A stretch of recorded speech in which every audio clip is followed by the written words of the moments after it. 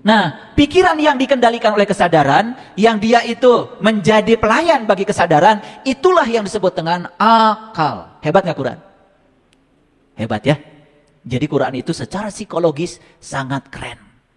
Jadi yang dipakai kata-katanya bukan pikir. Bukan kenapa kamu tidak menggunakan pikiran. Bukan. Semua juga sudah menggunakan pikiran.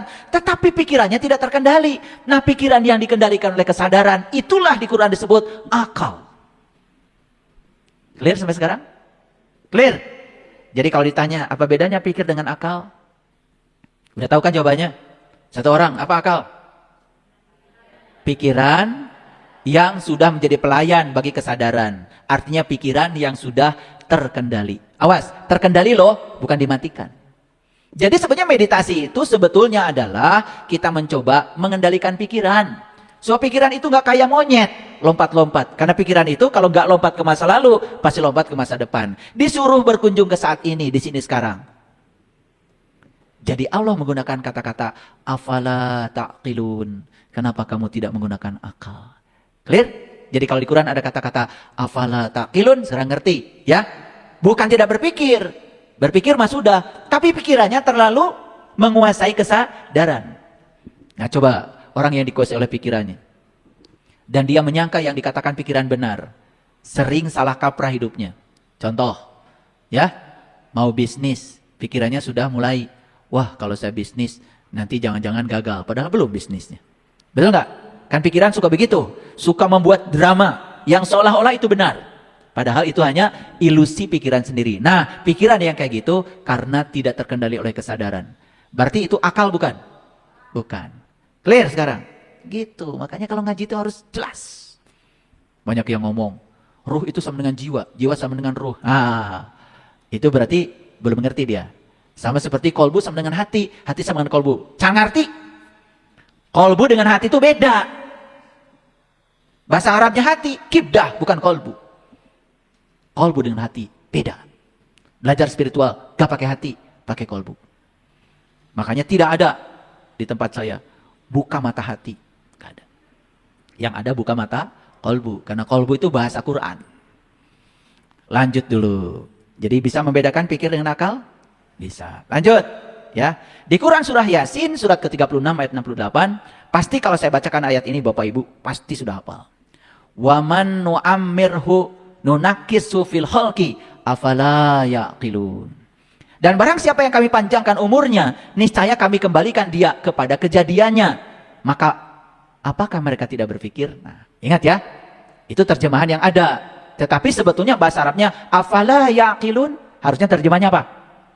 Kenapa kamu tidak menggunakan akal? Betul nggak? Jadi akal itu pikiran yang sudah terkendali oleh kesadaran, baru disebut akal. Nah, ini ayat tidak akan saya bahas karena ayat ini cerita tentang ya siklus kehidupan. Jadi sebetulnya ketika seseorang mati, ya dia cuma mati tubuhnya aja. Kan jiwanya tidak pernah mati, jiwa itu abadi seabadi ilahi. Betul? Tapi kalau jiwa belum selesai melakukan perjalanannya, jiwa nggak bisa pulang. Makanya nanti si jiwa ini akan diberi tubuh baru untuk melanjutkan perjalanan dia. Hebat Allah itu. Kenapa? Karena jiwa itu abadi, sedangkan tubuh tidak abadi. Nah, untuk proses belajar harus perlu tubuh yang abadi. Nah, supaya abadi tubuhnya diproses dulu, dikubur dulu, nanti menyebar, unsur tanah kembali ke tanah, unsur air ke air, unsur udara ke udara, unsur api ke api. Setelah itu menyatu dengan alam. Betul? Jadilah nanti tanaman. Betul nggak? Jadilah buah-buahan lagi. Betul apa tidak? Dimakan sama pasangan suami istri. Betul? Iya. Makanan dan minuman yang disantap oleh bapak jadi sel sperma. Yang disantap oleh ibu jadi sel telur. Dikasih cinta kasih, berpelukan, jadilah anak lagi, kan gitu. Betul nggak? Siapa jiwa? Ya jiwa yang datang ke situ ya jiwa-jiwa yang lama yang meneruskan perjalanan. Itu siklus namanya. Nah, siklus kehidupan bukan soal keyakinan, itu siklus alam. Itu hukum alam. Mau yakin gak yakin, proses berjalan terus. Tidak perlu persetujuan kalian. Gitu. Paham sampai sini? Bisa dilanjutkan nih? Berat gak ngaji hari ini? Hah? Segitu aja berat.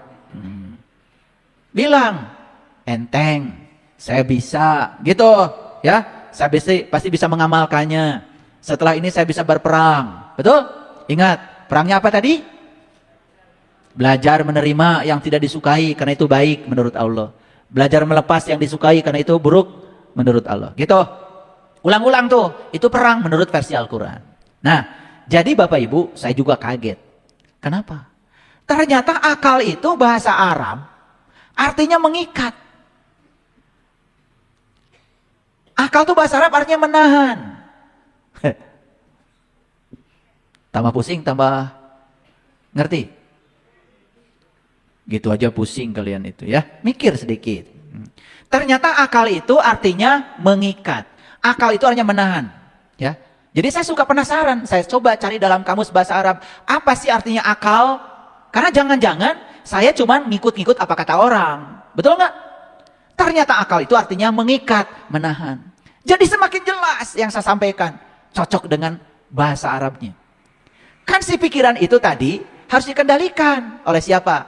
Oleh kesadaran. Nah, si kesadaran inilah yang harus mengikat pikiran supaya tidak liar. Makanya pikiran yang liar oleh Siddhartha Gautama disebut kuda liar. Coba kalau kuda liar disuruh narik delman. Kebayang nggak? Betul nggak? Dan yang disuruh narik delman itu kan kuda yang sudah dididik. Betul nggak? Ketika ditarik tali sebelah kanan, dia ngerti. Ditarik sebelah kiri, dia ngerti. Ketika pecut dikenakan ke pantatnya, dia mengerti. Kapan berhenti, kapan jalan, kapan belok, ngerti tuh. Bayangkan yang liar. Nah, makanya pikiran yang liar itu sangat berbahaya. Semua orang menderita karena pikirannya tidak terkendali. Clear sampai sini? Jadi akal dalam bahasa Arab artinya apa? Mengikat, menahan. Siapa yang harus mengikat pikiran?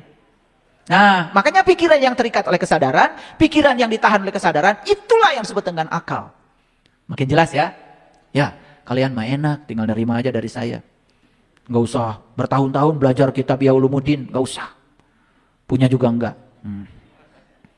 Ya, iya kan di rumah punyanya cuman itu, buku kumpulan doa-doa mustajab aja. Oke, makanya akal itu punya fungsi. Saya tanya lagi supaya nggak lupa. Jadi akal apa? Pikiran. Tapi pikiran yang sudah terkendali oleh kesadaran. Perlu nggak pikiran? Perlu. Pikiran yang terkendali malah bisa memahami pengetahuan. Pikiran yang terkendali bisa menghasilkan ilmu pengetahuan. Bapak Ibu, laptop, infocus, pengeras suara, lighting, semua produk-produk teknologi, semua itu adalah hasil dari produknya pikiran yang terkendali. Itu sebetulnya akal. Yes? Oke. Ya. Nah, makanya akal itu punya fungsi. Di samping memahami pengetahuan, menghasilkan ilmu pengetahuan, juga mengarahkan tindakan. Karena tindakan yang tidak terarah, gara-gara pikiran yang liar, itu harus diarahkan. Contoh, Bapak Ibu misalnya mau maki-maki orang karena emosi. Nah, itu pikiran tuh. Tidak terkendali, dikendalikan tuh oleh kesadaran.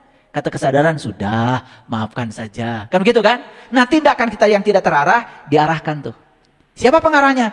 Kesadaran. Makanya itulah pentingnya belajar kesadaran. Nabi Muhammad itu, Isra Mi'rajnya itu belajar kesadaran sebetulnya. Makanya puncaknya Isra Mi'rajnya Nabi Muhammad di Sidratil Muntaha. Sidratil Muntaha itu puncaknya kesadaran. Jadi artinya Nabi Muhammad itu melakukan perjalanan Isra Mi'raj dari kesadaran yang rendah terus naik, terus naik, terus naik sampai mencapai puncaknya kesadaran. Di situ Nabi Muhammad berjumpa dengan jati dirinya. Selama ini kalau dengar Sidratil Muntaha langsung otak kita kan ke atas. Ting ke mana? Betul nggak? Nu penting mah kaluhur. Betul nggak? Iya. Karena itu ya banyak tukang bohong. Tapi kebohongannya diulang-ulang. Karena saking diulang-ulang lama-kelamaan dianggap itu suatu kebenaran. Padahal Nabi Muhammad itu pergi ke Sidratil Muntaha. Sidratil Muntaha bukan geografis. Sidratil Muntaha adalah psikologis. Maka di puncaknya kesadaran Nabi Muhammad bertemu dengan jannah. Jannah itu surga. Jadi surga pun bukan geografis, tapi psikologis. Berada di puncak kesadaran, apa saja enak hidup. Bahkan di tengah badai kita masih tetap tenang. Indah kalau hidup kayak gitu. Orang yang kesadarannya rendah, Bapak Ibu, angin sepoi-sepoi aja bisa membuat jatuh. Boro-boro badai ya. Iya. Angin sepoi-sepoi, gubrag. Ngerahkeun. Nah, Jadi akal itulah sebetulnya yang membedakan antara benar dan salah. Boleh nggak kita melakukan penilaian benar salah? Boleh, tapi jangan terjebak. Sadar bahwa yang disebut benar oleh kita belum tentu kebenaran. Yang disebut salah oleh kita juga belum tentu salah. Karena tadi, benar salah itu biasanya kalau kita menyukainya disebut benar. Kalau tidak menyukainya disebut salah. Padahal yang kita sukai belum tentu baik, kata Allah. Dan yang kita benci juga belum tentu jelek. Kan tadi sudah diajarkan ayatnya. Al-Baqarah 2:16. Keren Bapak Ibu. Itu kalau saya buka lagi lapisan lebih dalamnya lagi. Wah itu mutiara di Al-Baqarah 2:16 itu luar biasa. Segitu aja dulu, segitu juga saya ulang-ulang. Betul nggak? Iya. Sudah bandel ini. Terlalu banyak sampah di sini. Sampah masa lalu. Betul nggak? Ilmunya banyak tapi hafalan mulu. Begitu ada masalah tidak bisa menyelesaikan masalah. Padahal hidup itu solve problem.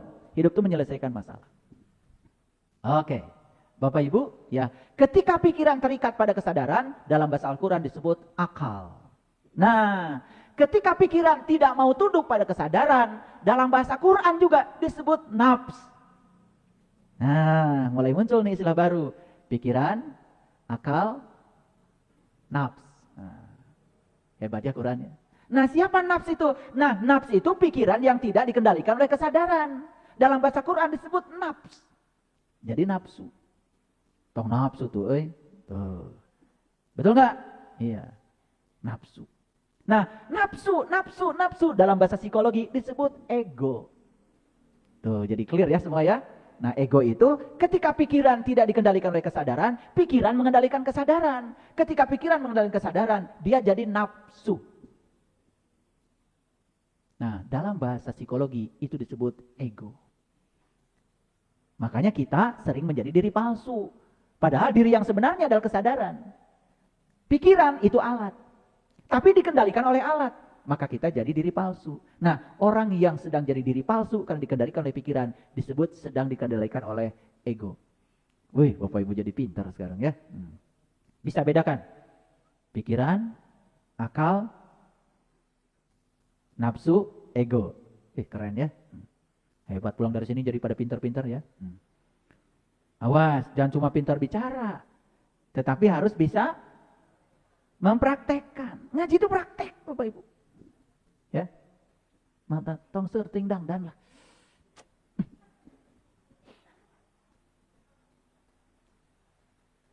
Mau ceramah kayak saya pakai batik aja udah cukup. Yang didandani dalamnya. Riuh, redang. Yuk, sekarang kita lanjut ya. Jadi sudah tahu ya. Nah, ada kekuatan besar dalam diri kita. Kekuatan itu bernama kesadaran. Loh, pikiran siapa? Pikiran juga kesadaran. Cuma hanya bagian kecil dari kesadaran. Jadi kesadaran itu kalau diumpamakan itu lautnya. Kalau pikiran itu ombaknya. Tapi gara-gara ada pikiran kan jadi ada riak-riak tuh. Makanya laut kalau nggak ada ombak juga membusuk. Nggak ada yang nengok. Betul nggak? Iya, kalian kan kalau ke laut kan lihat ombak. Betul nggak? Persiapannya berhari-hari. Bosan nasi timbel. Betul nggak? Yang bekal. Ya, ngampar sama makan. Ngagoler. Betul nggak? Udah, teka pikiran deui tah laut teh naon. Ombak itu kenapa? Kenapa terjadi ombak? Udah, teka pikiran. Betul nggak? Itu bukan rekreasi Bapak Ibu. Nah, murah-murah waktu. Rekreasi itu recreation. Recreation berarti mengulang pola pikir. Cing atuh balik di laut teh menang naon. Betul nggak?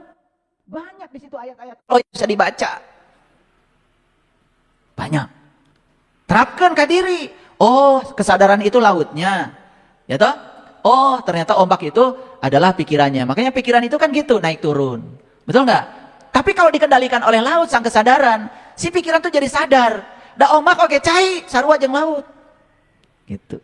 Sadar kalau dia berasal dari laut. Dia tidak akan ada tanpa laut. Nah, pikiran itu ketika sadar, saya nggak akan ada tanpa kesadaran. Jadi si kesadaran itu terus memantau pikiran. Keren Bapak Ibu. Mau bisa amak deui lah kalau sudah begitu. Ya, tah eta nu sok gampang amak. Sumbu pendek. Dasar ombaknya, gandeng ombaknya.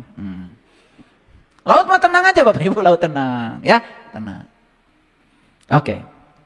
Jadi untuk apa kalau gitu Allah menciptakan pikiran? Nah pikiran itu sebetulnya softwarenya. Nah yang diciptakan oleh Allah itu adalah otak, itu hardwarenya. Nah siapa yang menginstall, yang ngasih program aplikasi ke hardware kita yang namanya otak itu? Lingkungan. Makanya pikiran itu terbentuk dalam waktu yang lama.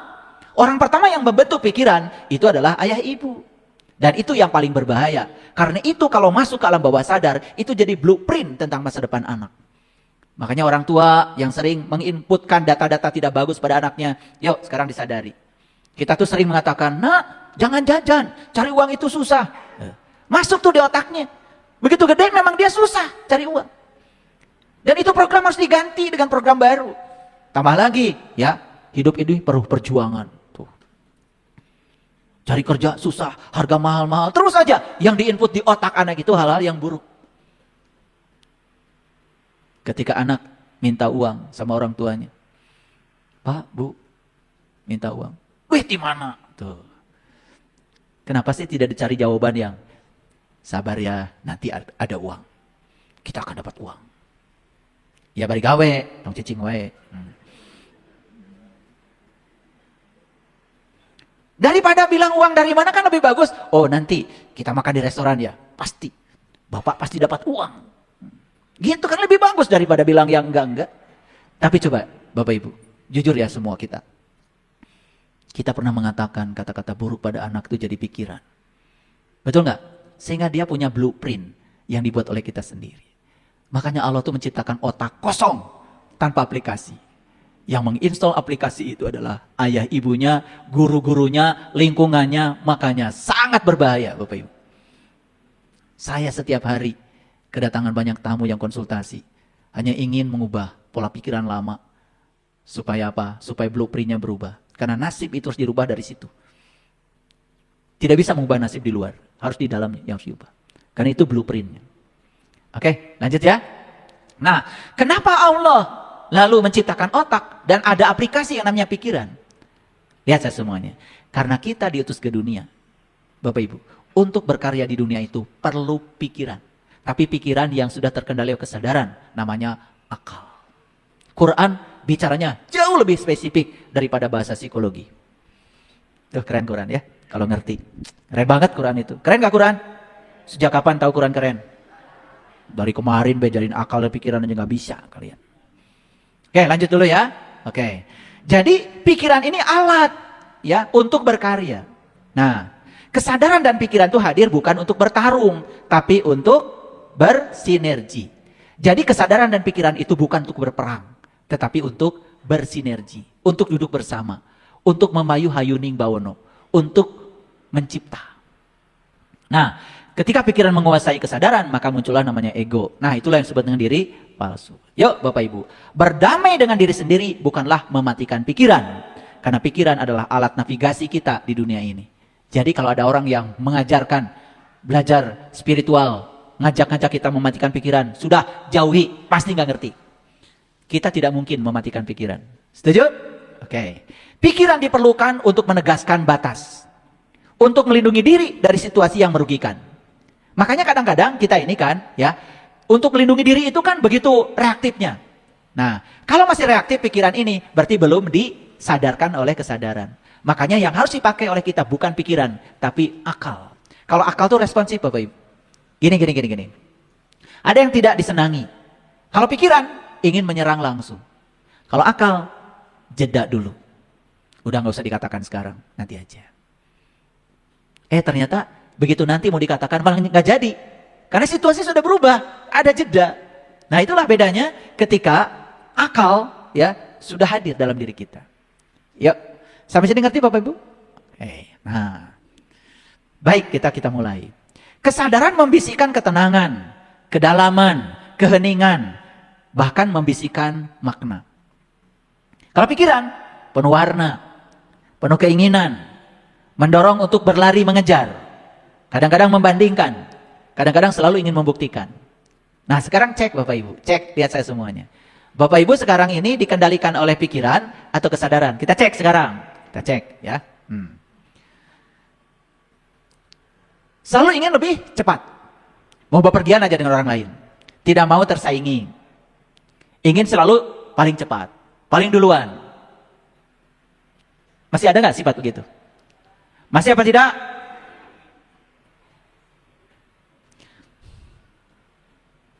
Bagi pikiran, hidup itu pencapaian. Bagi kesadaran, hidup itu ya proses untuk dinikmati apapun yang terjadi. Kalau kita masih membanding-bandingkan, bahkan selalu ingin membuktikan.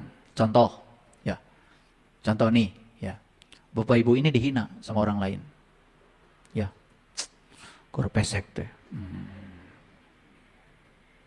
langsung ke Korea, ingin membuktikan. Pirage dikitukan ku batur, betul nggak? Padahal kan harusnya mah nggak usah apa-apa. Ini karena dikendalikan oleh pikiran, begitu disebut pesek langsung pergi ke Korea. Operasi plastik. Ditamal pakai mer. Habis uang miliaran hanya untuk membuktikan bahwa saya tidak pesek. Ini mah contoh ekstrim. Yang lain mah banyak lebih dari itu. Betul nggak? Iya, kalian suka ingin membuktikan. Nah, kalau ada keinginan untuk membuktikan, itu sebenarnya kita dikendalikan oleh pikiran.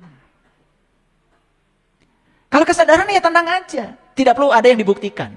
Karena apa? Kesadaran tahu. Kebenaran itu tidak usah dibuktikan. Karena kebenaran punya cara sendiri untuk membuktikan dirinya. Saya dibilang menyebarkan aliran sesat. Ya saya diam aja. Tidak usah membuktikan. Karena apa? Kebenaran itu punya cara sendiri untuk menunjukkan dirinya. Sehingga banyak sekarang komentar-komentar di YouTube. Mohon maaf ya guru, dulu saya sangat benci sama kajiannya. Sekarang tidak ada hari. Tidak ada hari tanpa ayah guru. Wah. Horeham ngabales nage.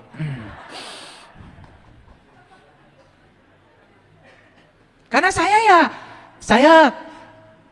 alhamdulillah, saya dicaci maki nggak akan marah. Saya juga dipuji tidak akan terbang. Karena segala puji ke milik Allah. Terus apa jasanya saya? Ya kalau Bapak Ibu merasa tercerahkan, katanya ada yang bilang, alhamdulillah setelah ikut kajian ayah, temperamen saya mulai menurun, ting sabaraha turun. Tapi ya, saya merasa hidup saya berguna gitu aja. Saya merasa niat saya ingin jadi kepanjangan tangan Allah menyampaikan cinta kasihnya, ya dirasakan, itu aja. Ya. Kesadaran membawa pada arah yang lebih tenang, lebih jujur, ya. Tapi kalau pikiran mendorong kita untuk bertahan hidup dan meraih. Cok Bapak Ibu, kita ini kan selalu ingin meraih ini, betul nggak? Bahkan terus mencoba mempertahankan hidup, padahal sebetulnya tidak usah begitu juga. Ya sudah gitu. Tidak ada yang perlu dipertahankan, ya. Ya kalau saatnya harus lepas rezeki kita kan, kalau itu baik, ya lepaskan saja. Kalau ada yang datang yang kita benci, kalau itu baik, ya terima saja. Kan itu kuncinya. Kunci berdamai itu adanya di situ kan sebetulnya. Clear? Kesadaran mengajak kita untuk berhenti sejenak, menarik nafas. Kadang-kadang kesadaran bertanya, untuk apa semua ini? Itu kesadaran. Mengapa ini terjadi? Itu pikiran. Kalau kesadaran, pesan apa yang hendak kau sampaikan kepada aku lewat kejadian ini ya Allah? Coba setelah ini Bapak Ibu perhatikan, lebih banyak didominasi oleh mana? Dari indikator-indikator ini. Pikiran berbicara lebih keras. Kadang-kadang pikiran itu bicaranya ya seperti itu, ya, tidak sabar, meluap-luap. Ya karena ingin membuktikan, ingin menunjukkan dirinya benar. Itu pikiran. Sampai sini dulu deh. Kira-kira sudah terjawab belum? Kita dikendalikan oleh siapa selama ini? Kesadaran atau pikiran? Kesadaran tidak butuh pengakuan. Kesadaran tidak butuh pujian. Kesadaran tidak butuh pembanding. Kalau pikiran masih butuh. Butuh divalidasi oleh orang lain. Butuh disanjung oleh orang lain. Butuh dibandingkan kalau kita lebih dari orang lain. Masih gitu? Masih apa tidak? Kayaknya kok banyak di sebelah kanan ya? Kesadaran hanya ingin hidup selaras dengan nilai-nilai yang membawa kedamaian. Kata kesadaran, malas berantem. Buat apa? Saya ingin damai aja, sadaran. Pernah gak begitu Bapak Ibu? Pernah? Oh pernah. rada terpercaya tadi. Ya nggak apa-apa. Ya boleh mengklaim. Sugan jadi doa tuh. Ya. Kesadaran itu bisikannya lembut. Kadang mengundang untuk berhenti. Sudah berhenti, tong sarwana. Udah dengarkan aja lah. Itu kata kesadaran. Kalau pikiran enggak. Ingin selalu, ya kalau bisa pojokkan orang lain. Kalau bisa puaskan, itu pikiran. Nah, jadi dari kajian ini Bapak Ibu langsung tahu, oh selama ini berarti saya itu sebenarnya belum berpikir. Karena indikator yang lebih banyak muncul justru indikator dari pikiran, bukan dari kesadaran. Coba pikiran, segera ingin bertindak supaya tidak tertinggal. Kan itu, pikiran itu selalu bersaing.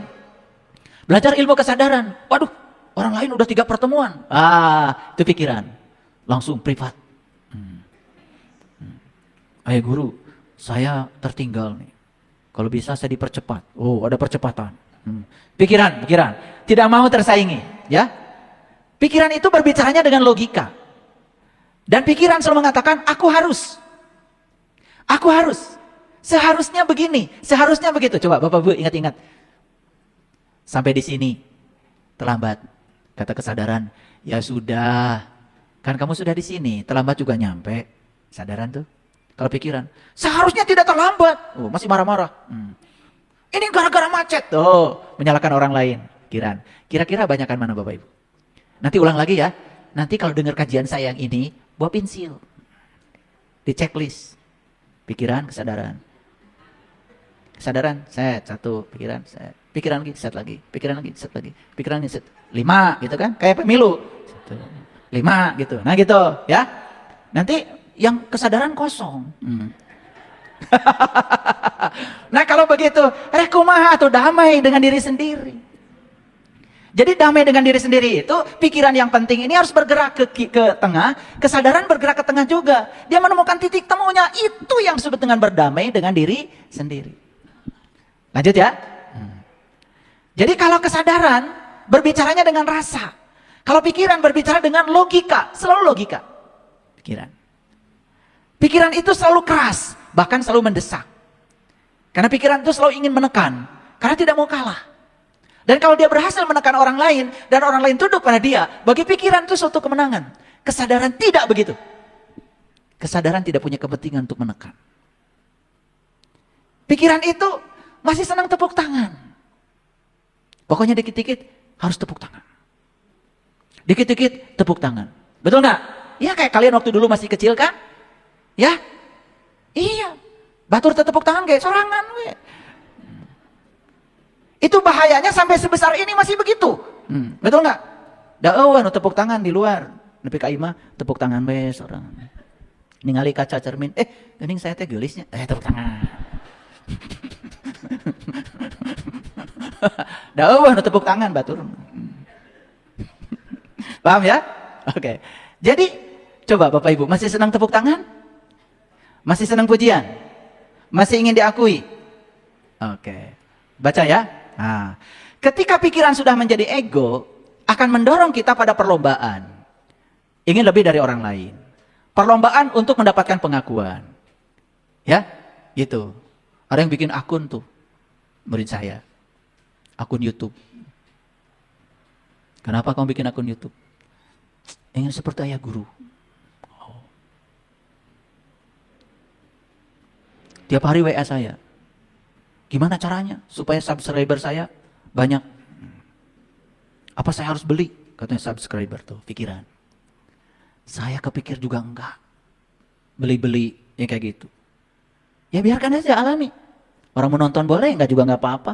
Betul enggak? Nah, kalau sudah selesai dengan diri sendiri, ya ngapain? Apalagi lihat orang lain penontonnya sekian, pusing. Itu pikiran. Nah, kalau Bapak Ibu masih begitu, masih jauh dari damai. Berdamai dengan diri sendiri berarti mengajak kesadaran dan pikiran untuk duduk bersama. Tapi bukan hanya duduk bersama. Ya.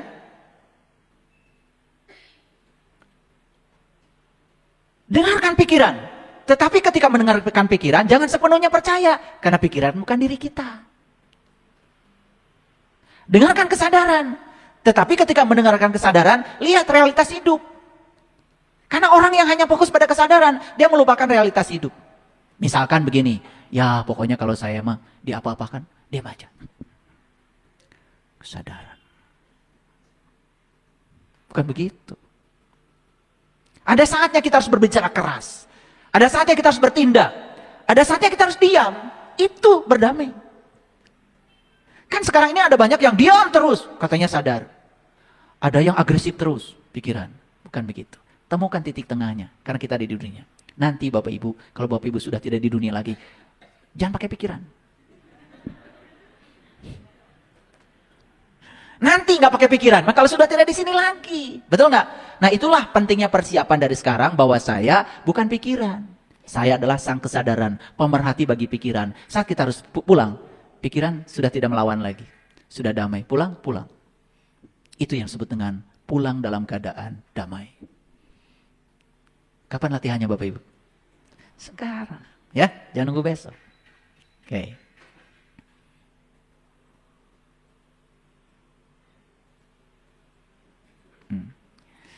Tertinggal bagi kesadaran bukanlah sebuah kerugian. Jadi kalau tertinggal, nggak apa-apa. Karena mau jadi diri sendiri. Nggak usah dibandingkan dengan siapa-siapa. Bagi kesadaran. Ya, kan ada Bapak Ibu mungkin ya, yang baru kajian hari ini. Ya toh? Lalu kenapa saya tidak dari tahun lalu ya? Nah itu pikiran. Kalau kesadaran nggak begitu. Alhamdulillah hari ini juga saya baru mulai. Alhamdulillah walaupun terlambat tapi saya akan memulainya saat ini. Kesadaran selalu membawa ketenangan. Kalau pikiran enggak, ya. Walaupun sudah ngaji pun pikiran terus bergejolak. Itu pikiran, ya. Berbicaralah dengan bahasa rasa. Boleh punya keinginan? Boleh. Tetapi tidak terikat pada hasil. Itulah kesadaran. Apakah kesadaran itu tidak punya keinginan? Punya. Gak mungkin gak punya keinginan. Pasti ingin lebih baik kan? Pasti ingin lebih sabar kan? Pasti ada keinginan. Ada malak dalam diri kita. Ada malaikat. Ada. Tetapi kalau kesadaran tidak mengikatkan diri pada hasil. Apapun yang terjadi, terima. Itu kesadaran. Kesadaran membantu kita untuk jujur. Ketika kita bohong, kesadaran bilang, jangan bohong atuh. Kesadaran bilangnya begitu. Kalau pikiran, tambah resep. Sok tambah dari bohong. Hebat kamu. Pikiran begitu. Ya? Tidak berlari. Kesadaran itu memilih langkah yang ringan. Tidak mau yang berat-berat. Kesadaran tidak butuh untuk terlalu hebat. Tetapi ingin terlihat benar aja. Gak apa-apa saya tidak disebut hebat. Yang penting benar. Dan saya tidak bohong pada diri saya sendiri. Kesadaran begitu. Coba kita cek pikiran. Ya, pikiran itu menjaga kita untuk terus bergerak. Bahkan ketika ada jeda sebentar aja bagi pikiran itu dianggap kerugian. Ada yang nanya sama saya lagi jalan-jalan tuh, bawa cucu. Ketemu sama orang di keramaian. Assalamualaikum ayah guru. Hebat ayah guru, ngasuh cucu. Iya. Sesibuk itu masih ada kesempatan ngasuh cucu. Ngasuh cucu jauh lebih penting daripada ngasih kajian, saya bilang. Buat apa? Saya ngasih kajian tiap hari sibuk. Kemana-mana. Cucu saya aja gak kenal saya. Itu sebuah kegagalan kalau bagi saya. Makanya saya sering mengajarkan. Meluangkan waktu untuk orang-orang yang kita cintai. Itu adalah bukan kesia-siaan. Saya kemarin sama istri saya pergi ke Bogor. Jalan-jalan yuk. Berdua. Jalan-jalan. Pacaran. Ya, nyetir sendiri, saya nggak ngebut-ngebut. Ya dinikmati perjalanan, dengerin musik, ngobrol sama istri saya, ngobrol tentang anak-anak. Mau kapan? Apa itu suatu kesia-siaan? Apa saya harus sibuk terus ngasih kajian? Saya ngasih kajian seminggu sekali. Kalau tiap hari, kapan mau diamalkan? Pikiran pasti bilang, bagus kalau ngasih kajiannya tiap hari. Saya live TikTok tiap hari. Biar penghasilan saya banyak. Pikiran. Kalau kesadaran bilang, heksa anu ngadengekeun anak. Betul nggak? Kajian aja terus. Yang kemarin aja seminggu yang lalu belum diamalin. Udah datang nih makhluk baru lagi. Betul nggak? Coba kajian yang lalu apa judulnya? Tetap tenang di tengah badai. Oh bagus berarti ya. Masih ingat. Ya, udah bisa tenang di tengah badai sekarang. Bagus. Nah, Kan seminggu tuh latihan. Ya. Nah, sekarang diganti nih, ada yang baru lagi. Ya. Ada yang baru lagi, berdamai dengan diri sendiri. Dikasih nih cara-caranya oleh saya. Ya. Tetapi sebelum dikasih caranya, kenali dulu. Saya dikendalikan oleh yang mana? Nah, makanya indikatornya dipahami dulu. Jujur pada diri sendiri. Itu baru ngaji. Ngaji itu ke dalam, ngaji diri. Ya? Oke. Jadi kalau pikiran, mengukur harga diri dari perbandingan. Selalu dibandingkan. Kalau mobil saya lebih bagus daripada orang lain, saya sukses. Itu pikiran. Gitu. Kalau baju saya lebih keren dari orang lain, lebih branded dari orang lain, itu sukses. Itu pikiran. Kesadaran tidak begitu. Kalaupun harus pakai baju yang branded, bagi kesadaran, bukan untuk dibandingkan dengan orang lain. Karena dia sedang menghargai dirinya sendiri. Karena tubuh ini layak untuk dikasih baju bagus. Itu kesadaran. Mungkin ada di ruangan ini yang pakai baju bagus karena ingin dilihat orang. Mungkin. Kan namanya juga mungkin. Ya, tapi ada juga yang pakai baju bagus untuk kenyamanan. Beda itu. Yang satu berbasis pada kesadaran, yang satu berbasis pada pikiran. Yang berbasis pada pikiran, capek. Ya nggak pakai baju mahal, asa numuji kita tadi. Oh, betul nggak? Iya. Capek kan? Betul nggak? Yang kesadaran, ya ada memang untuk kenyamanan diri. Saya pakai baju mahal karena saya ingin menghargai tubuh pemberian Allah. Biar tubuh saya senang. Sel-sel tubuh saya bahagia. Gak peduli orang lain tidak tahu merek baju saya. Dan beri ditinggalikan mereknya teh. Betul nggak? Pikiran mah kan suka ada yang nempel tuh. Tadi buka. Biar kelihatan anyar. Paham ya sampai sini? Coba sampai sini aja. Udah mulai tahu nggak? Sebenarnya saya dikendalikan oleh siapa? Udah mulai tahu? Oke. Kesadaran mengajak kita untuk duduk sebentar, merasakan kehadiran nafas. Makanya ketika mau marah, kata kesadaran, cari ke latu. Tarik nafas. Namanya mindfulness. Kasih jeda. Ya, udah. Tong ngacapruk wae. Kesadaran. Ya. Kalau pikiran enggak kan, ingin melangkah. Bahkan tanpa pikir panjang. Kalau bisa meluapkan sesuatu yang dianggap benar oleh dirinya, padahal akan berujung penyesalan, enggak peduli. Takut ketinggalan, takut tidak cukup, takut dianggap kalah, apalagi kalah di mata orang lain. Lahir dari kebutuhan untuk melindungi diri. Lahir dari pengalaman hidup untuk membuktikan bahwa kita bertahan. Lahir dari rasa takut ditolak. Dari luka yang diremehkan. Dari tekanan untuk selalu menjadi yang terbaik. Pikiran selalu ingin lebih baik dari orang lain. Kesadaran tidak. Gak apa-apa. Kamu tidak usah lebih baik dari orang lain. Yang penting kamu jadi versi terbaik dari diri kamu aja. Kamu sudah keren. Damai? Saya korek nurut kasaha. Ini Bapak Ibu teh kan tugasnya, tujuannya itu ingin mencari kedamaian. Dikiranya kedamaian ada di luar. Tidak. Kedamaian sudah ada di sini. Singkirkan dominasi dari pikiran, damai akan hadir dengan sendiri. Karena kedamaian sudah ada di kesadaran. Kesadaran itu tidak pernah pergi, ada di sini. Ya. Nah, tidak memerlukan pembuktian dan tidak takut terlihat lemah. Itu kesadaran. Kesadaran tahu bahwa kelemahan adalah bagian dari kesadaran. Mengajak kita untuk menatap luka dengan keberanian. Kesadaran mah luka itu ditatap. Dengan berani diakui bahwa saya pernah terluka. Itu kesadaran. Diakui kalau luka itu ada. Dipersilahkan luka itu bicara. Itu kesadaran. Tapi kalau pikiran, enggak. Luka itu ditutup dengan topeng. Pura-pura bahagia. Tuh ada yang bilang iya tadi ya. Bener ya, ini ngaji bener banget ya. Langsung iya katanya. Ya. Kalau kesadaran luka itu diakui. Bahwa saya pernah terluka. Saya pernah sakit hati. Saya pernah bodoh. Saya pernah mengizinkan diri saya tersakiti. Diakui. Dan sekarang healing.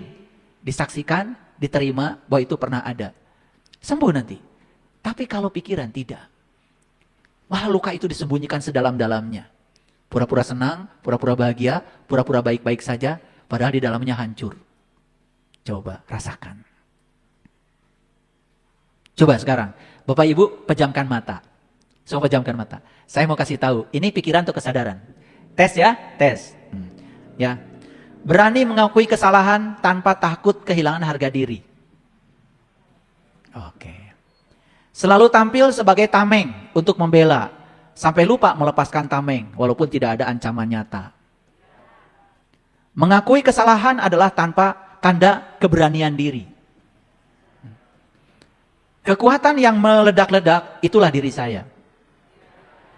seperti danau yang tenang, seperti air terjun yang bergemuruh, sebagai kompas yang memberikan arah jalan sekalipun tidak mudah. Butuh waktu yang lama untuk pikiran. Bocor nih. Ya, mengajak untuk berhenti sejenak, meresapi langkah, menyadari kehadiran. Pejamkan matanya. Tak pernah terburu-buru karena percaya semua hal ada waktunya sendiri karena ingin kita tenang. Selalu bergerak cepat karena ingin kita berkembang. Mengejar sesuatu karena semua orang melakukannya. Seberapa banyak yang dapat kita menangkan? Hidup adalah perlombaan mencapai garis akhir. Selalu menagih hasil jika tidak sesuai merasa gagal. Mengapa ini terjadi? Seberapa dalam kita memahaminya? Hidup adalah perjalanan yang memberikan banyak arti dan pengalaman. Nikmati setiap langkah dengan penuh kesadaran. Pesan apa yang hendak disampaikan lewat kejadian ini? Itu cara ngajinya. Lanjut ya. Berfokus pada tujuan. Berfokus pada produktivitas dan selalu berada dalam tekanan. Lakukan ini agar semua orang melihatmu dan kamu diakui. Mengejar validasi. Selalu menutupi rasa sakit dengan senyuman palsu. Agar dunia mengira kita baik-baik saja. Berfokus pada perjalanan. Kesadaran. Berfokus pada pemulihan. Berfokus pada napas yang lega. Bebas dari tekanan. Lakukan ini agar dirimu menjadi lebih bahagia meskipun tak ada orang yang melihatnya. Mengejar panggilan jiwa.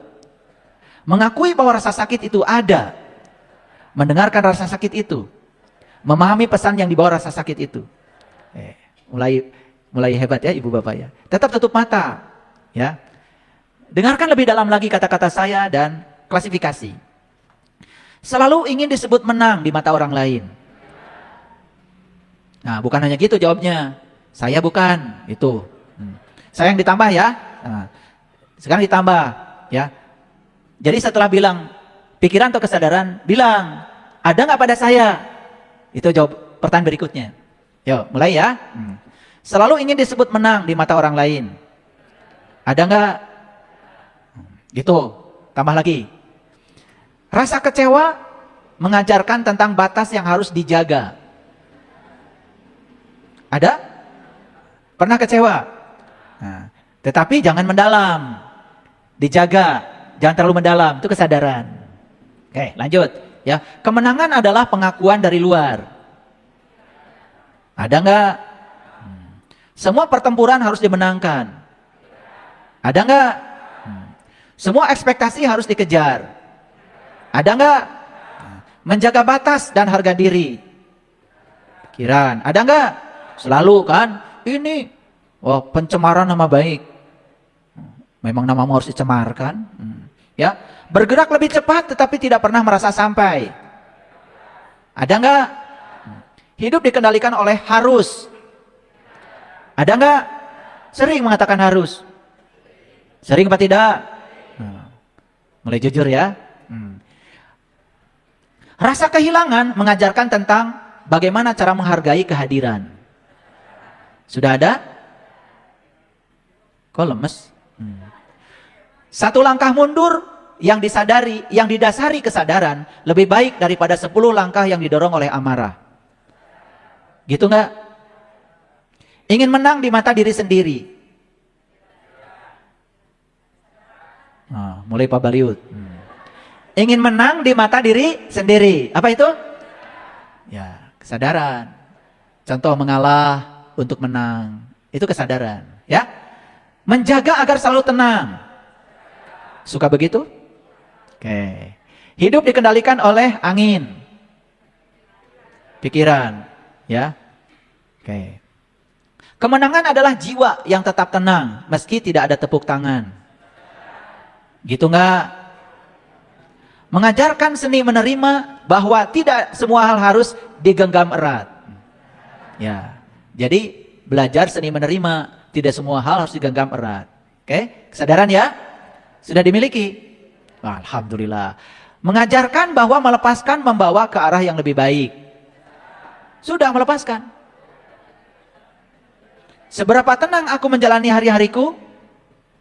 Kesadaran. Ya, sudah begitu belum? Ingin mengontrol segalanya karena takut kehilangan kendali.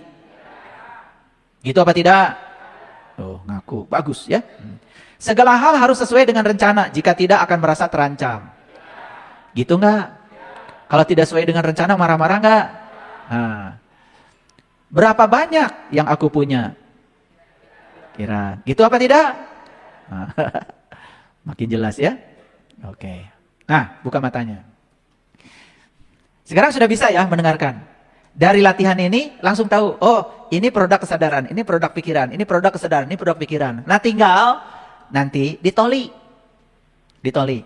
Banyakan mana? Kan Bapak Ibu sudah punya keterampilan membedakan. Ini dari kesadaran, ini dari pikiran. Boleh nanti diulang lagi. Di YouTube diulang lagi. Tapi sambil ditoli. Nanti di atasnya tulis. Kesadaran, pikiran. Nah pertama bisa membedakan. Ini kesadaran, ini pikiran. Bisa membedakan. Dari bisa membedakan itu kemudian ditoli. Banyakan mana? Misalkan tadi ya ada pernyataan saya dari pikiran. Dan setuju itu pikiran. Ada nggak pada diri saya? Cek. Cek, cek, cek. Jangan-jangan nanti semuanya setelah ditoli. Disitulah baru sadar, saya kemana aja selama ini, gitu loh.